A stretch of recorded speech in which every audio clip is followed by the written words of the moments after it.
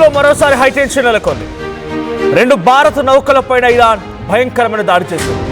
ఒకటి very large crude oil carrier, ఒకటి ఇంకోటి మరో బల్క్ క్యారియర్.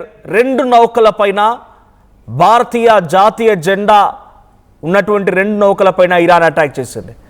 ఇరాన్ ముందుగా చెప్పుకొచ్చింది, ఎక్కడ కూడా మేము ఇండియాపై అటాక్ చేయము, ఇండియాకి ఒక సేఫ్ ప్యాసేజ్ని కల్పిస్తామని. కానీ ఇప్పుడు డైరెక్ట్గా ఇండియన్ నౌకలపై అటాక్ చేయడానికి కొంత హైటెన్షన్ క్రియేట్ చేస్తోంది. అయితే స్ట్రైట్ ఆఫ్ హార్ముజ్ని మళ్ళీ క్లోజ్ చేసింది ఇరాన్. నిన్న ఫ్రైడే రోజున ఒక్కసారిగా 2 days బ్యాక్ ఓపెన్ చేసినట్టే కనిపించిన మళ్ళీ 24 hours గడవక మునిపై మళ్ళీ క్లోజ్ చేసుకుంది. కారణం ఏంటి అని అంటే, స్ట్రైట్ ఆఫ్ హార్ముజ్ని మళ్ళీ క్లోజ్ చేయడానికి ఇరాన్ చెప్తున్న ఒకే ఒక కారణం, అమెరికా మా పోర్ట్స్ని దిగ్బంధించింది, మా పోర్ట్ని మొత్తాన్ని కూడా తమ కంట్రోల్లోకి తీసుకోవాలనుకుంది, అందుకే మేము మళ్ళీ స్ట్రైట్ ఆఫ్ హార్ముజ్ని దిగ్బంధించాం, మళ్ళీ మా అండర్లోకి తీసుకున్నామని చెప్పి ఇరాన్ చెప్తోంది.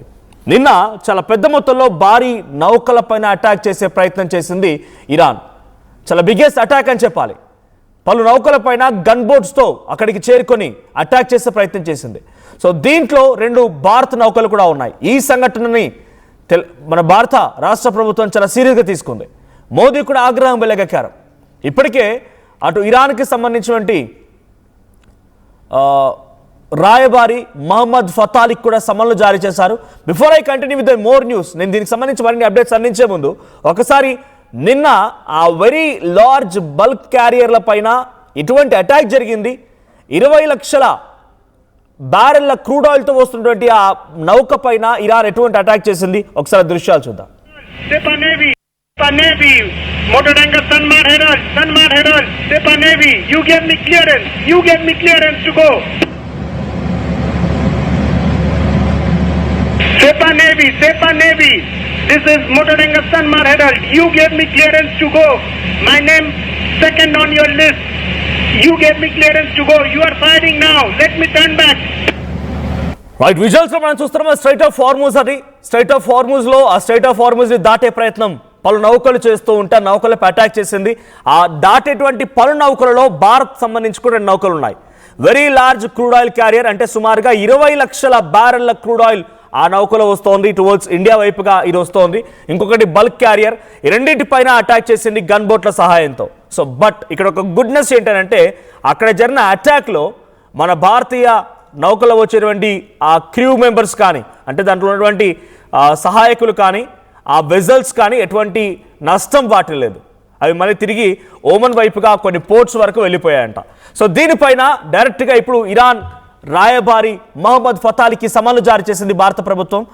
ఫతాలిని పిలిచి కాల్పపై వివరణను కూడా కోరే ప్రయత్నం చేసింది. అయితే ముందు పర్మిషన్ ఇచ్చినట్టుగా ఇచ్చి ఆ తర్వాత దొడ్డిదారిన ఈ రకంగా అటాక్ చేయడం ఏంటి అంటూ అటు భారత ప్రధాని నరేంద్ర మోదీ కూడా ఆగ్రహం లేకున్నట్టు తెలుస్తోంది. అయితే కావాలనే చేశారా లేదా పొరపాటున జరిగిందా? భారతీయ జెండాతో హార్ముజ్ నుంచి వస్తున్నటువంటి ఈ 20 లక్షల బ్యారెల్ల క్రూడ్ ఆయిల్ క్యారియర్ని ఎందుకు అటాక్ చేశారన్న దానిపైన వివరణ కోరుతూ ఫతాలికి సమన్లు జారీ చేయడంతో పాటుగా ఆయన పిలిచి మరి అడిగింది. సో దీనిపైన ఉన్నట్టుండి భారత నౌకలపై కాల్పుల వర్షం కురిపించడాన్ని ఇరాన్ ఆలోచించి చెప్తామని చెప్తోంది. అంటే ఇరాన్ కూడా ఇంకెటువంటి రెస్పాన్సిబుల్ లేదు. ఐఆర్జేసీ కాల్పులు జరుపుతుండగా రికార్డ్ అయినటువంటి ఆ లైవ్ విజువల్స్ కూడా ఇందాక మీరు చూసారు. సో అయితే మీరు పర్మిషన్ ఇచ్చిన దాంట్లో లిస్ట్లో సెకండ్ నేమ్ నాది. ముందు చైనా, ఇండియా, రష్యా, మలేషియా ఈ కంట్రీస్కి మీరు డైరెక్ట్గా సేఫ్ ప్యాసేజ్ ఇస్తామని చెప్పిన దాంట్లో మా పేరు కూడా ఉంది. కానీ మళ్ళీ ఎందుకు మీరు అటాక్ చేస్తున్నారో దానిపైన కొంత ఆగ్రహం వెలగడంతో పాటుగా అక్కడే ఉన్నటువంటి ఇండియన్ నేవీ ఆఫీసర్ కూడా దీనిపైన సీరియస్ అయ్యారంట.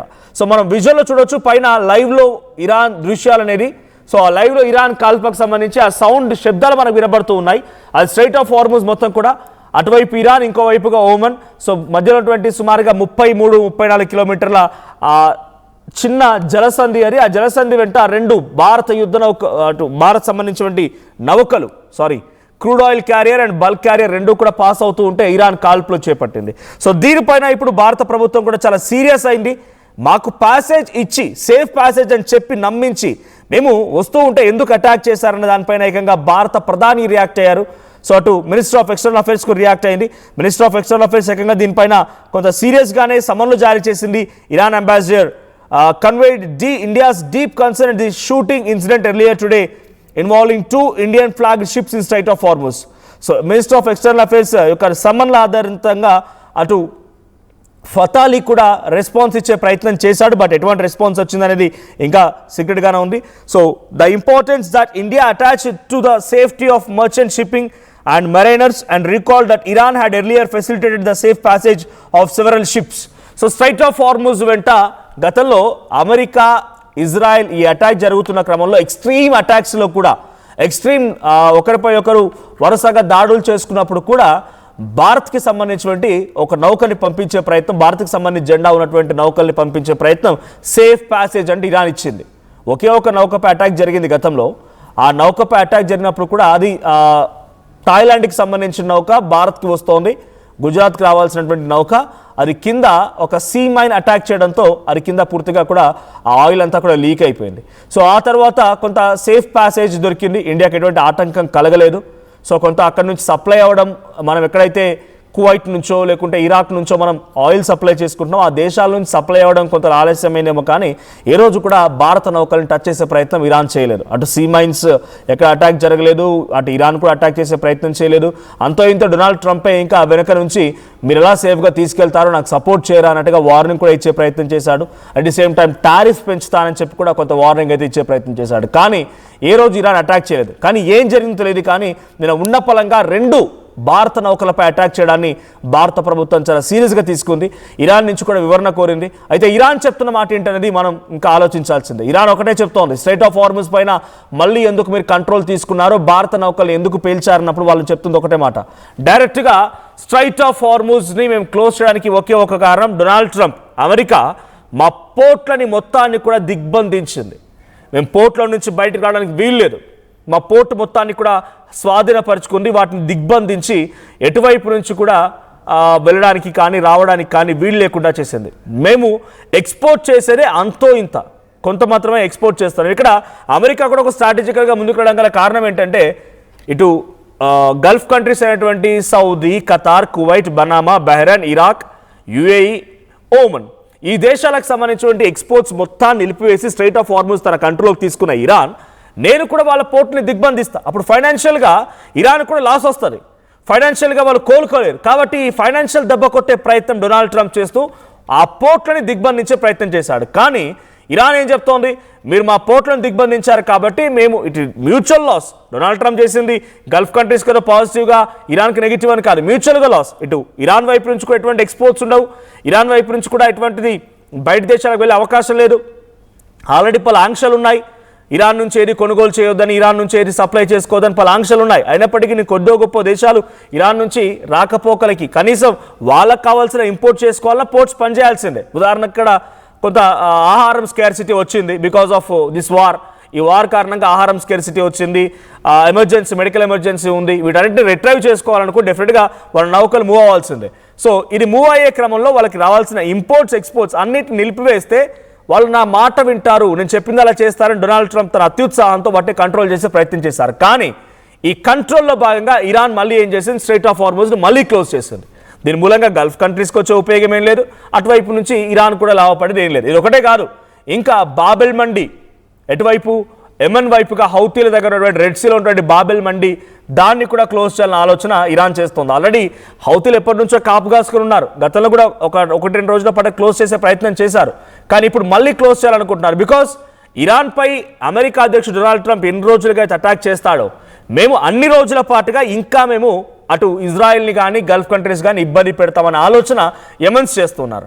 సో బాబెల్ మండి కనుక మళ్ళీ క్లోజ్ అయితే అటు గల్ఫ్ కంట్రీస్, సౌదీ నుంచి వచ్చేటువంటి ఏదైనా అరకొరగా రెడ్ సీ వైపు నుంచి వెళ్ళాలనుకున్నా కూడా ఆ మార్గం కూడా క్లోజ్ అయిపోతుంది. సో ఆల్మోస్ట్ ఇంకోటి మలక్కా జలసంధి. సో చాలా వరకు ఈ జలసంధులు ఉపయోగించే ఇరాన్ తన కంట్రోల్ని కాదు కానీ తనను తాను రక్షించుకోగలుగుతోంది. అమెరికా అధ్యక్షుడు డొనాల్డ్ ట్రంప్ యొక్క ఆలోచనల నుంచి, ఆయన అటాక్స్లో నుంచి, తన యొక్క కొంత అహంకారం నుంచి తప్పించుకోగలుగుతుంది. లేదంటే ఈ పాటికే ఇరాన్ మొత్తం కూడా సర్వనాశనం అయిపోయేది.